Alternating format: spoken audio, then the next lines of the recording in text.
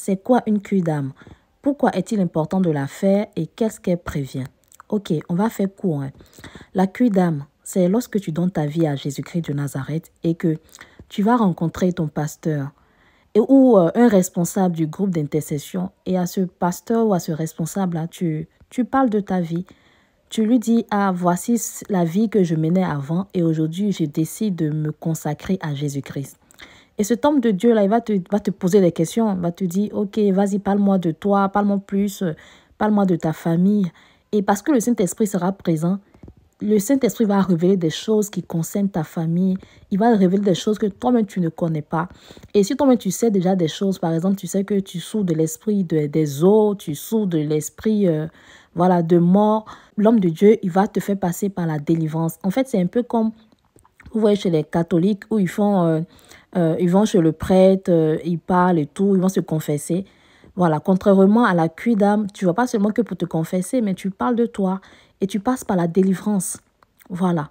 Pourquoi il faut le faire?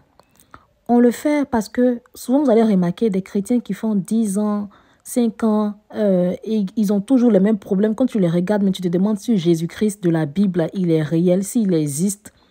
Parce que ces chrétiens ne sont pas passés par la cure d'âme, n'ont pas brisé certains liens. C'est vrai, s'ils meurent, ils vont se retrouver au paradis. Mais il y a certaines bénédictions de la terre dans lesquelles ces chrétiens ne pourront pas entrer. Parce qu'il y a des liens encore qui les réclament. Maintenant, j'entends quelqu'un qui va me dire là-bas, oh, quand tu donnes ta vie à Jésus-Christ, les liens sont brisés. Restez là avec cette mentalité-là. Ça vous attend devant. Voilà. Donc, quand tu donnes ta vie à Dieu, automatiquement passe par la cure d'âme. Tu peux le faire avec un homme de Dieu, mais si tu es dans un endroit où il n'y a vraiment pas d'église, tu prends le temps, tu fais une retraite spirituelle toute seule. Bon, ça, si tu ne sais pas comment le faire, tu m'écris, je vais te montrer comment on fait. Et voilà, qu'est-ce que ça prévient? Qu'est-ce que la cure d'âme prévient? Bah, ça te garde, ça t'empêche de perdre le temps. Là où les autres chrétiens ont fait 20 ans dans l'église et tu regardes leur vie et tout, ça ne donne pas envie d'être chrétien. Toi, parce que tu fais la cure d'âme, ça va te faire gagner du temps. Ça va te faire posséder rapidement les bénédictions de Dieu. Ça permettra que le Saint-Esprit se manifeste pleinement en toi.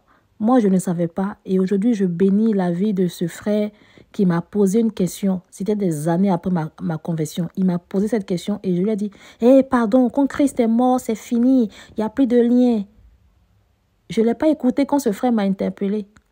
C'est après, quand les esprits ont commencé à me fatiguer, que Dieu m'a rappelé ce message. Donc voilà un peu, en français terre à terre, c'est quoi la cure d'âme?